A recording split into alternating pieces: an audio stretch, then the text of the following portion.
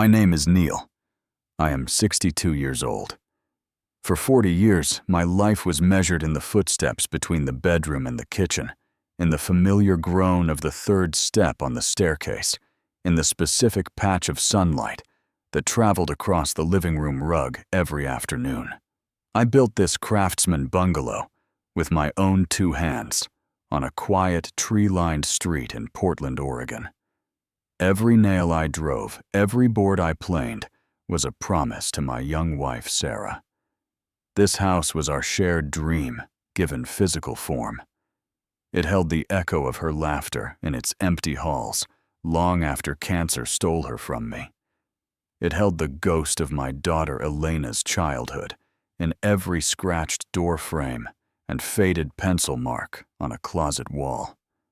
This place was not just my anchor. It was my entire shoreline. All of that changed on the evening of my 62nd birthday party. The anchor chain snapped, not with a slow rust, but with a single public vicious shout that tore through the gathered crowd and severed something fundamental in my soul.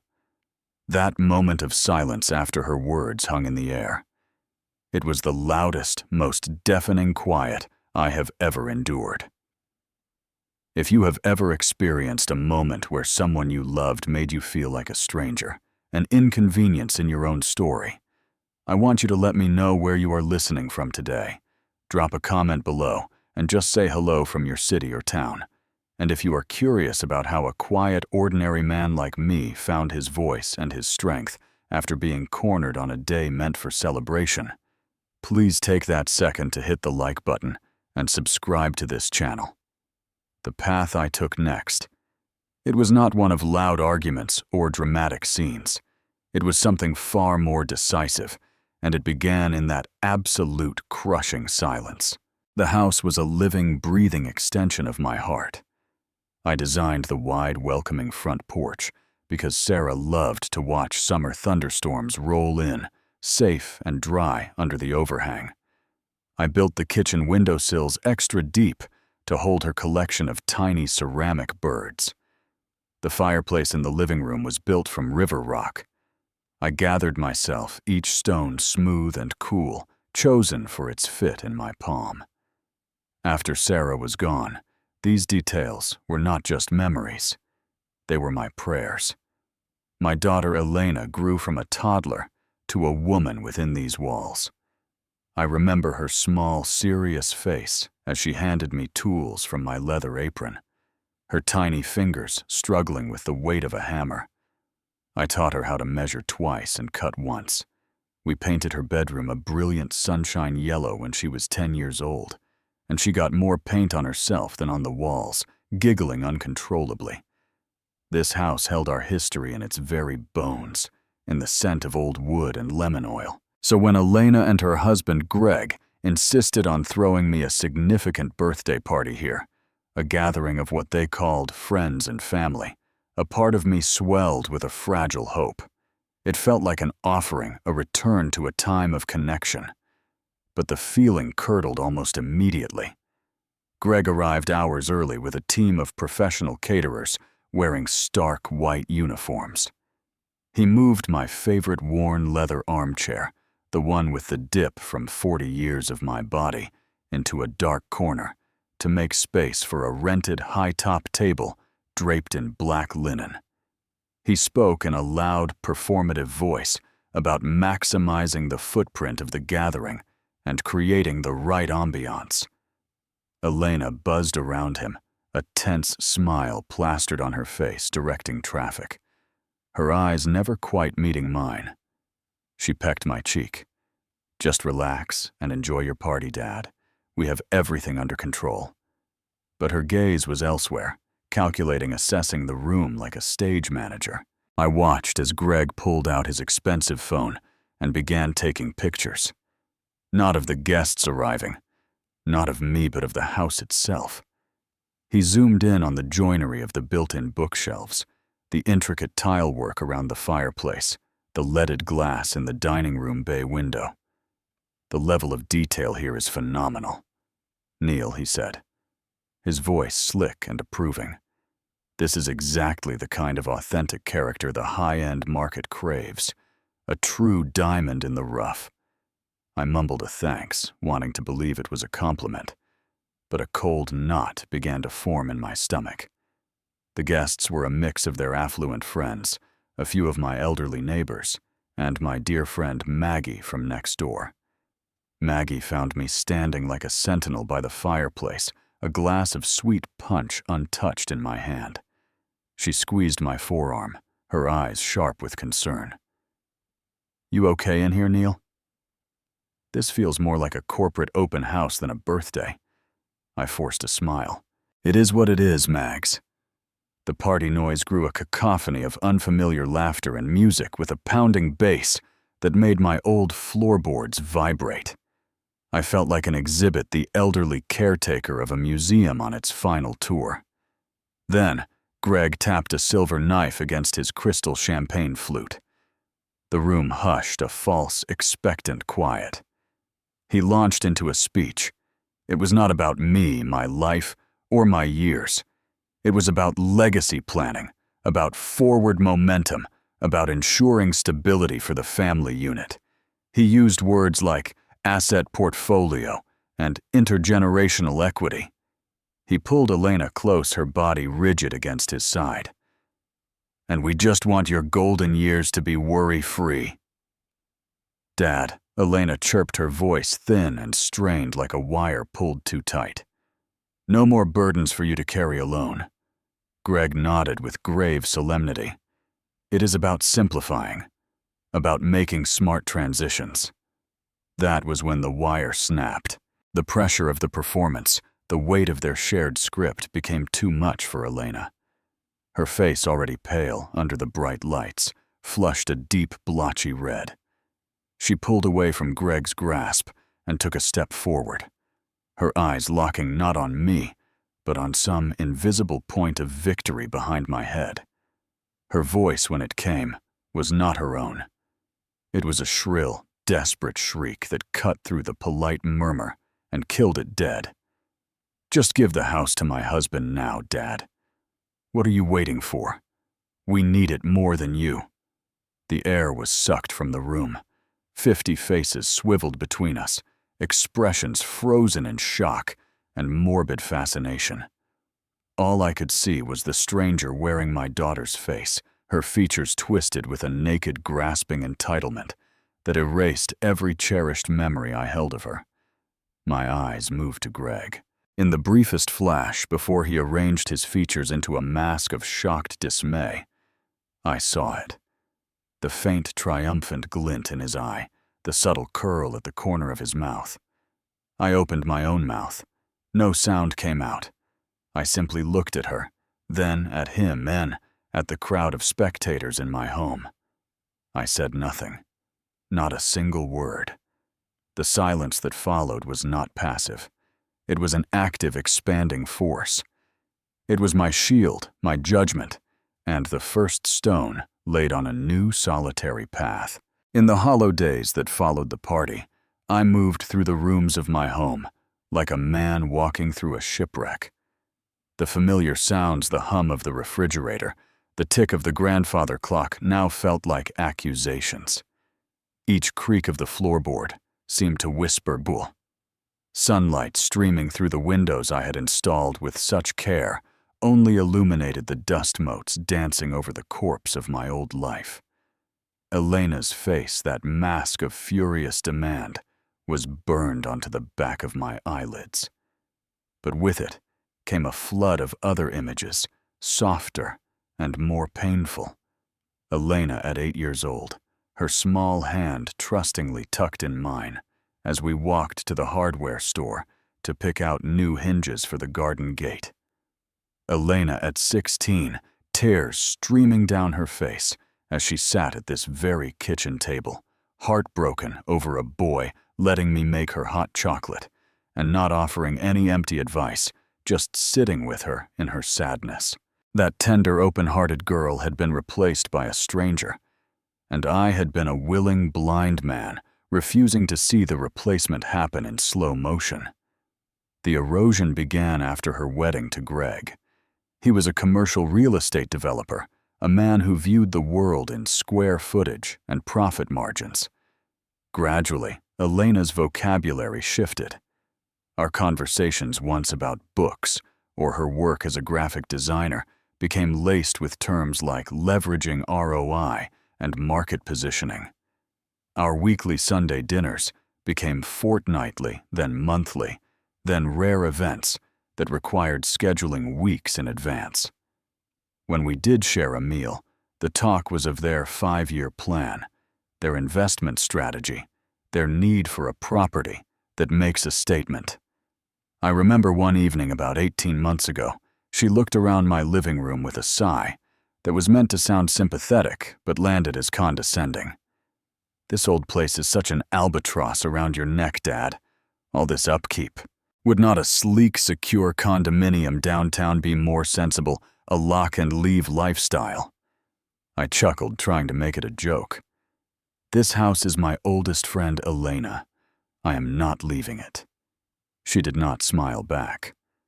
The first real tremor, the crack in the foundation of our relationship, came about 6 months before the birthday catastrophe. Greg asked to meet me for lunch man to man. Over expensive sandwiches, he slid his tablet across the table. On it was a color-coded spreadsheet. "I have taken the liberty of looking at your overall financial picture, Neal. With all respect, it is inefficient, antiquated. Let me help you restructure, consolidate your assets. I can get you a much more aggressive return, create a revenue stream." It felt like a violation. I kept my voice even. "I appreciate the thought, Greg, but I am quite content with how Arthur, my lawyer, has things arranged. It is simple, and it works for me." His smile remained, but his eyes cooled. "Arthur is a fine man for wills and trusts, but this is the big leagues. You are leaving significant money on the table, and in today's economy, that is just poor stewardship." I held my ground. That night, my phone rang. It was Elena. Her voice was frosty. "Greg was only trying to look out for you, Dad. It really hurts that you would reject his help like that. It makes us feel like you do not trust us. Family should be able to trust each other." That was the first time the ground truly shifted beneath my feet. I was no longer the father. I was the problem, the obstacle to their vision. I called Maggie. She came over after dark, bringing 2 glasses and a bottle of good Kentucky bourbon. We sat on the porch steps, the night air cool. "They are hunting Neal," she said, her voice low and certain in the darkness. "He has the nose of a predator for unmonetized sentimentality. And she has talked herself into believing that coveting your life is an act of love." I tried to defend my daughter, the words sounding hollow. "She is just under his influence, Maggie. She is not thinking clearly." Maggie took a slow sip. "The fish does not know it is in water, my friend. She is swimming in his water now. And you, my dear man, are the prize catch dangling on the line." I dismissed her warning, clinging to the fading image of the girl with the sunshine yellow room. I mistook the birthday party for a peace offering. It was, in fact, the final staging ground before the siege. The silence in the house after the last guest had hurried away was a tangible presence, a thick fog of shame and disbelief that I had to push through to breathe. I did not sleep that night. I paced. I traced the grooves in the dining table I had crafted from a single massive slab of black walnut. Sarah and I had spent weekends sanding it, our hands stained dark, our laughter mixing with the rasp of sandpaper. Now, I imagined Greg pointing to it, telling potential buyers, "Original artisan table conveys with the house for the right offer." I climbed the stairs and stood in the doorway of Elena's old room. We had repainted it a neutral beige when she moved out, but if you knelt down and looked at the baseboard near the closet, you could still see a faint, stubborn smudge of that sunshine yellow. A profound and chilling clarity washed over me, cold and clean as the Pacific. This was not some emotional outburst. This was a tactical maneuver, The soft approach, the helpful financial takeover had failed. So they escalated. They chose a public forum with an audience to apply maximum pressure, to use social embarrassment as a crowbar to pry me out of my home. They saw my sanctuary, my monument to love and labor, as a stagnant asset on their personal balance sheet. And my own flesh and blood was their chosen instrument of extraction.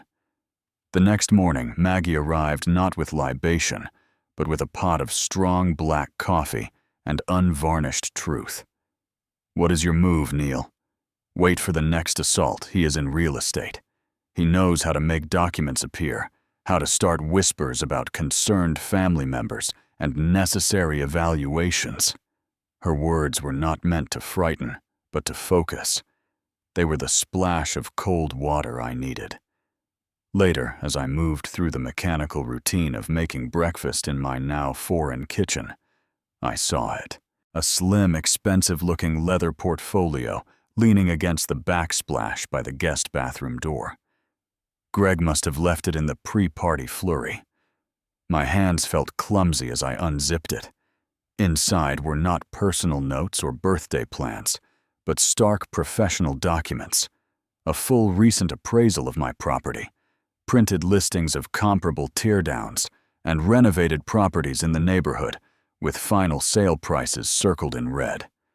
Photographs of my house annotated with terms like original woodwork, preserve kitchen, gut job layout, open concept potential. Then a spreadsheet titled Projected Return on Investment. It detailed estimated renovation costs, holding costs, and a final profit projection ranging from $420,000 to $470,000. Attached was a draft loan application form. One line was highlighted in yellow primary collateral single-family residence at my address, to be transferred from grantor father-in-law Neal, last name. At the bottom of the appraisal cover sheet, a familiar looping signature, Elena's, next to the words, client approval for valuation. The world did not spin.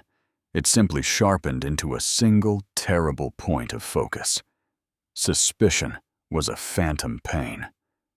This was the X-ray, the clear clinical image of the tumor. All the soft focus denial evaporated, burned away by the white-hot clarity of the evidence in my hands. The hurt did not disappear, but it transformed, alchemizing into a cold, hard, and immensely calm fury. They had drafted the blueprints for my disposal. Very well. I was a builder. I would follow my own plans. I did not call out. I did not smash anything. I carefully, precisely placed the portfolio back exactly as I had found it. I took a long, hot shower. I dressed in clean, sturdy clothes. Then I picked up the phone and called my lawyer, Arthur. Speed was now my only ally. Arthur's office was a sanctuary of stability, smelling of old paper lemon polish and pipe tobacco. His face usually etched with the mild amusement of a man who has seen every family folly, grew still and solemn as I laid out the events of the party and the contents of the portfolio. He steepled his fingers. "It corroborates my own concerns, Neal. Greg contacted me several weeks ago. His questions were very specific, very pointed, regarding quitclaim deeds, the process for adding a non-owner spouse to a title, and the legal thresholds for establishing undue influence. I told him in no uncertain terms that any discussion about your assets would require your direct, unimpeachable participation." He was notably undeterred. I did not hesitate. "I am selling the house, Arthur. Immediately. I want it on the market this week, and I need to execute a new will and testament. Today." Arthur leaned forward, his kind eyes searching mine. "Neal, those are monumental decisions. Reactions born from raw emotion can sometimes lead to—" I interrupted him, my voice lower and steadier than I had ever heard it. It is not a reaction, Arthur. It is a strategic withdrawal. They have launched a hostile takeover of my life. I am enacting a scorched earth defense of my remaining peace. I want it listed with a broker who has no connection to Greg's world. I want a clean fast as his sale. I am not interested in auctioning my memories to the highest bidder. I am interested in finality. He saw the unshakable resolve in my gaze and gave a single slow nod. Understood. And the estate plan. Everything goes into a revocable living trust. Upon my death, the remainder of the trust's assets are to be donated in their entirety to the Pacific Northwest Woodworking Guild, specifically earmarked for their youth apprenticeship and tool scholarship fund. I took a breath, the next words feeling both heavy and necessary.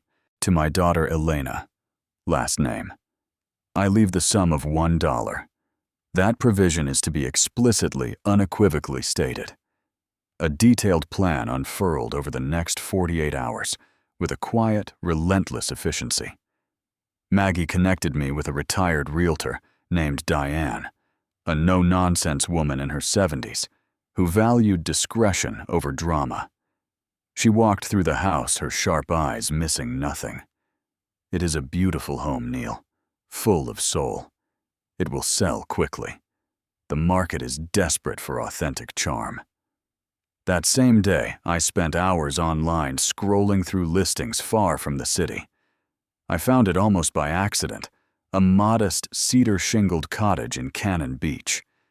It was one bedroom with a small loft perched on a gentle slope. Its entire western face was a window wall, looking out onto the vast gray expanse of the Pacific Ocean. It looked lonely, a little weathered, and utterly perfect. I instructed Diane to make a full-price offer, contingent only on the sale of my Portland home, which she called a foregone conclusion. Meanwhile, I performed the most difficult role of my life. When Elena called 2 days after the party, her voice a masterful blend of wounded apology and subtle pressure, I answered. Dad, I am so sorry about how everything came out the other night. The stress just got to me. We are only thinking of you all alone in that big, empty house. I allowed my voice to sound frayed, weary, and emotionally drained. It is a lot to absorb, honey. I just need some space to think. It is all very overwhelming. I could practically hear the calculation on the other end of the line, the assumption that I was a weakened animal ready to be led. Of course, Dad. Take all the time you need. We are here for you whenever you are ready to talk. The dissonance between her words and her intentions was a sour note that reverberated in my chest. I began to pack. This was not the frantic, desperate packing of a refugee. It was the deliberate, methodical packing of an archaeologist carefully cataloging a site before closing it forever. Each box of books, each carefully wrapped photograph, each saved drawing from Elena's grade school years felt like an act of reclamation. I was not being evicted by their greed. I was conducting a voluntary, orderly evacuation to a shore I had always longed for. The bright red for sale sign pierced my front lawn like a flag of surrender on a Tuesday morning. By Thursday afternoon, Diane called her tone professional, but pleased. We have 3 excellent offers. Neal, all at or above asking. The strongest is from a young couple, both architects. They fell in love with the history, the craftsmanship. They want to restore it, raise a family here. I felt a sharp, clean pang of loss, the good kind, like saying goodbye to an old friend who is moving on to a better place. That evening, the confrontation I had been waiting for arrived. Greg's sleek black SUV roared into the driveway, stopping at a sharp angle. He and Elena erupted from the vehicle and marched up the brick path, their faces contorted with a fury that was pure, unadulterated possession denied. I opened the heavy front door before Greg's fist could connect with the wood. "What the hell is this?" Neal. Greg snarled, all pretense of civility gone. He jabbed a furious finger toward the sign. "You are selling my house without a single word to your family." Elena stood just behind his shoulder, her arms wrapped tightly around herself, her eyes blazing. "How could you do this to me? This is my home. My childhood." I remained planted in the doorway, a human barrier. "It is my house, Elena, and I am selling it. This is insanity." Greg spat, his face flushing. "You are throwing away hundreds of thousands of dollars in potential equity. I could have managed this, gotten you top dollar. This is the emotional, irrational act of an old man who does not understand the modern world." I had been waiting for this moment. I turned without a word, walked to the kitchen island, and picked up the leather portfolio. I held it out to them, my hand steady. "Is this the misunderstanding we are having?" Greg's complexion turned a sickly gray. Elena's eyes widened in horror, then narrowed into slits of pure rage. "You stole that!" she screeched. "I found it left in my guest bathroom." I stated, my voice flat and calm. "It appears your husband is quite thorough in planning the liquidation of my existence. Tell me, was the profit going into a joint account, or was it seed money for his next speculative venture?" The facade shattered completely. Elena's carefully constructed remorse vaporized, replaced by a torrent of vitriol. "You selfish, sentimental old fool. You have always been like this, clinging to the past, hoarding your memories like a dragon, while real people try to build a real future. We have plans. Greg has visions. This place is nothing but a dusty museum to a dead woman." Her words were meant to be killing blows. Instead, they acted like a final cleansing fire, burning away the last vestiges of doubt and guilt. "The sale closes in 9 days, I said, my tone devoid of any emotion they could latch onto. "I have purchased a home in Cannon Beach. You should also know that Arthur has filed my new last will and testament with the county. You are no longer a beneficiary. You have been expressly disinherited." For a heartbeat, there was only stunned silence broken by the distant sound of a lawnmower. Then Greg's fury boiled over into naked threat. "We will fight this. We will have you declared incompetent. We will prove undue influence. This is financial abuse." A small, cold smile touched my lips. My physician's full assessment and a recent cognitive evaluation are already on file with Arthur. So is a digital audio recording of this very conversation, which, as you may recall, is legal in this state, with the consent of one party, me.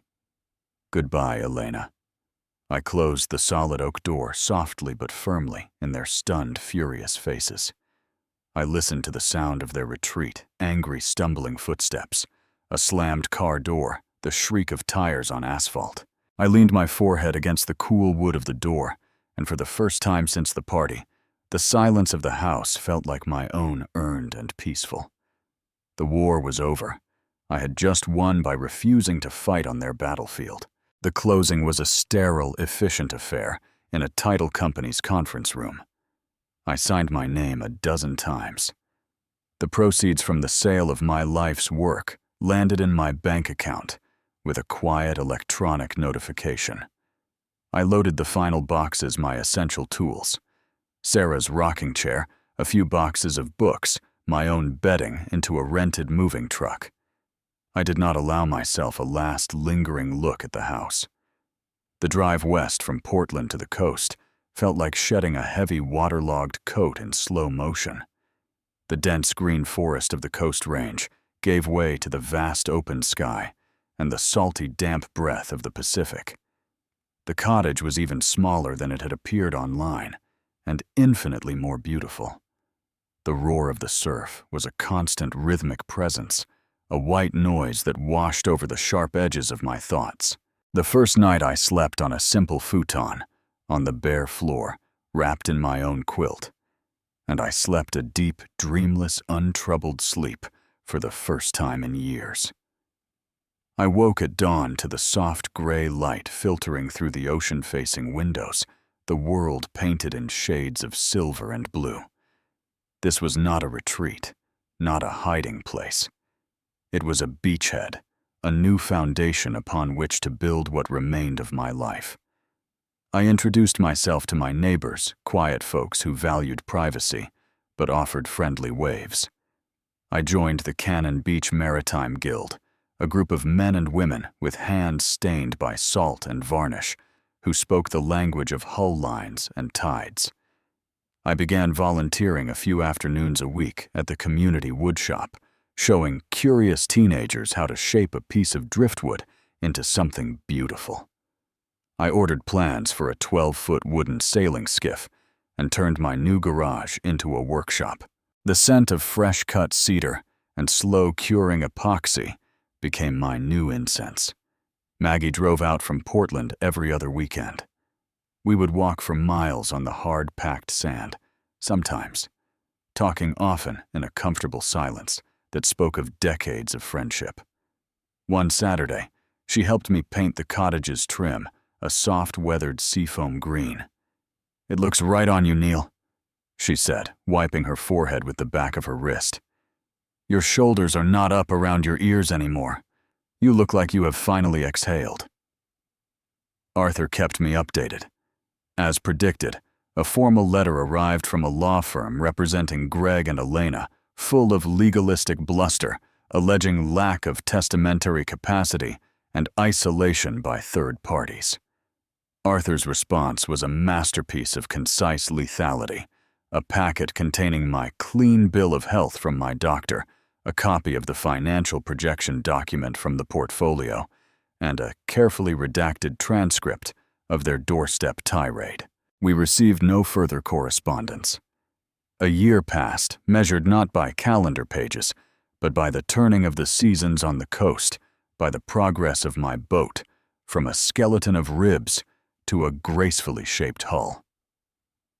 Through the fragile gossamer network of old neighbors, I heard that Greg's latest development project had encountered financial headwinds. They had downsized to a rented townhouse. The news sparked no glee, only a distant gray sorrow for the path my daughter had chosen for the woman she had allowed herself to become. I realized with a start that I was no longer mourning her, but the phantom of her, the ghost of the girl who loved the sunshine yellow room. One evening, as Maggie and I sat on my small deck, sharing a simple meal of grilled salmon and vegetables, watching the sun melt into the horizon, she observed, "You are not carrying that anger anymore. It is gone." I considered her words, watching the last sliver of orange disappear. The anger was a fuel, Maggie. It was the rocket that propelled me out of their gravity. It burned up on re-entry. What is left here is acceptance, and this incredible endless sky. I am sitting on the weathered cedar planks of my deck as I speak to you now. My skiff, which I named the Second Wind, floats proudly on her mooring, catching the last of the evening light. The sharp, searing pain of that birthday party of Elena's shouted demand has long since cooled. It is no longer a wound. It is a scar. It is part of my history's topography, a ridge on the map of my life, but it holds no more pain than the memory of a childhood fall. The journey from that moment of public humiliation to this quiet contentment was never about vengeance. It was about a profound and personal reclamation. I reclaimed my right to dignity. I reclaimed my future from those who viewed it merely as an inconvenient interlude before their payday. I reclaimed my own narrative. The lesson I learned, carved into me as deeply as any maker's mark, is this: love, true love, does not demand your disintegration. Family shall family is not a license for emotional or financial plunder. Sometimes the most courageous and loving act you can perform for yourself is to walk calmly away from people who only know how to take even when those people share your name and your blood. This is not about nurturing hatred. It is about respecting your own soul enough to protect it. You cannot truly lose what was never genuinely yours to begin with, be it respect, gratitude, or unconditional love. And in that stark, liberating realization, there exists a profound and unshakable freedom. If my story today resonated with you, if you have ever found yourself standing at a similar crossroads facing a choice between your peace and someone else's demands, I would genuinely value hearing from you. Share your experience in the comments below. Have you ever had to make a difficult decision to protect your own well-being? How did you find the strength? Let us start a conversation and support one another. If this video gave you a sense of strength of validation or a feeling that you are not alone, please give it a like. That simple click lets me know these stories of quiet resilience matter. Subscribe to this channel for more journeys about finding solid ground after life's earthquakes, about rebuilding on your own terms. And if you know someone who is struggling in a similar situation, who might need to hear that it is okay to choose themselves, please share this video with them. A simple share can sometimes throw a lifeline. Thank you for listening.